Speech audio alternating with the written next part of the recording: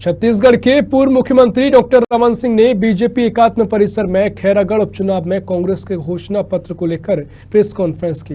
उन्होंने कहा, विकास के एक भी काम नहीं हो रहे हैं। पहली बार ऐसा होगा कि एक उपचुनाव के लिए मुख्यमंत्री ने घोषणा पत्र जारी किया। इस दौरान 15 साल में सत्ता में रहा, आज तक मैंने कहीं नहीं देखा कि एक उपचुनाव के लिए घोषणा पत्र जारी किया गया हो।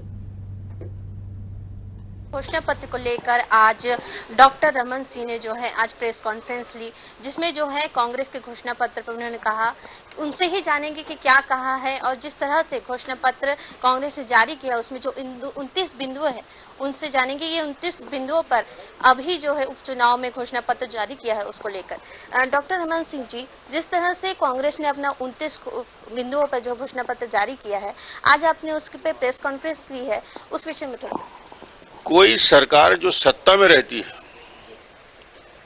सत्तारूढ़ पार्टी और जिसका 3.5 साल का राज का समय निकल गया हो, तो सत्तारूढ़ पार्टी जिसका 3.5 साल से शासन है वो क्रियान्वयन करती है, घोषणा नहीं करती है। उसके पास अभी ये अधिकार नहीं है कि वो घोषणा करे, उन्हें क्रियान्वयन करना चाहिए। 3.5 साल में मालूम था खैरागढ़ उपचुनाव कितने दिनों से पेंडिंग था, तो यदि उनको कुछ बात को करना था तो उसको क्रियान्वयन शुरू कर देना था। घोषणा वो करता है जो विपक्ष में रहता है, घोषणा वो करता है जो चुनाव में जाता है। 3.5 साल हो गए इनको चुनाव में गए, 32 बिंदु 36 बिंदु को लेकर जन घोषणा पत्र जारी किया। मेरा प्रश्न सिर्फ एक है छोटा सा, कि जब आपने जन घोषणा पत्र का क्रियान्वयन करने में असफल हो गए हो तो अब 1.5 साल का समय मुश्किल से बचा है। एक बजट और आएगा, उसमें आप बड़ी बड़ी घोषणा कर रहे हैं, ये भी कर देंगे, यहाँ महाविद्यालय भी कर देंगे, ये भी कर देंगे। इनकी जितनी घोषणा है वो जिले की घोषणा करें या 18 तहसील की घोषणा करें, आज तक उसमें से क्रियान्वयन हो नहीं पाया है। तो आप क्रियान्वयन नहीं कर पा रहे हो पुरानी घोषणा का, और नए 29 घोषणा को लाद रहे हो सिर्फ इसलिए कि वोट मिल जाए, जीत जाए और उसके बाद भूल जाए।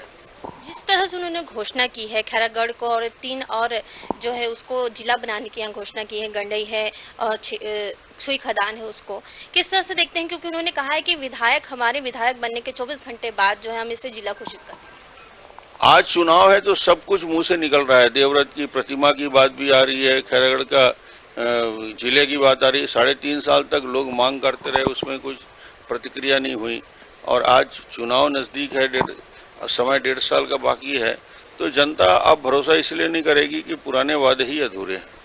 जिस तरह से आपने कहा कि उनकी विधायक को कोई जानता नहीं है, खुद उन्होंने कहा कि वो ब्लॉक के स्तर पे सदस्य रह चुकी है और लगातार काम किया है, और आपने कहा कि कांग्रेस की जो अभी विधायक बनने वाली जो प्रत्याशी है उन्हें अपने आप को बताना पड़ेगा, ऐसा क्यों कहा? कोमल जंघेल 2 बार विधायक रह चुका है और लगातार सुख दुख में शामिल होता है, समाज के बाकी कामों में और अन्य समाज के साथ जुड़ा हुआ है। इनके प्रत्याशी को तो 12 दिन पर्चा कराने में लगेगा कि ये हमारी प्रत्याशी हैं, और हमारे प्रत्याशी लगातार जनता के बीच रहने वाला आदमी है। जिस तरह से देखा जा रहा है कि लगातार खैरागढ़ उपचुनाव को लेकर कांग्रेस भी लगातार जो है अपना जोश और दमखम दिखाती दिखाई दे रही है। कल जो है खुद पीएल पुनिया भी यहाँ पर आए, प्रभारी पीएल पुनिया, और उन्होंने बैठक भी ली और जितने भी विधायक हैं उनसे मीटिंग की। खुद जो है कांग्रेस के मंत्री भी उनके साथ बैठक में शामिल थे, आज भी उन्होंने जो है बैठक ली। किस तरह से देखते हैं? देखिए, चुनाव में समानता संगठन की बैठकें चलती रहती हैं, मगर ये बात है कि जनता का रुझान जो दिख रहा है वो निश्चित रूप से भारतीय जनता पार्टी के पक्ष में दिख रहा है, और इसलिए कांग्रेस घबराई हुई है। हमारे साथ यहाँ डॉक्टर रमन सिंह मौजूद थे, जिन्होंने बताया कि खैरागढ़ उपचुनाव को लेकर पूरी तरीके से जो है पूरी तरीके से यहाँ पर भाजपा जो है जीत के लिए आगे बढ़ती दिखाई दे रही है। कैमरामैन राजेश के साथ मैं खुशबू ठाकरे, साधना न्यूज।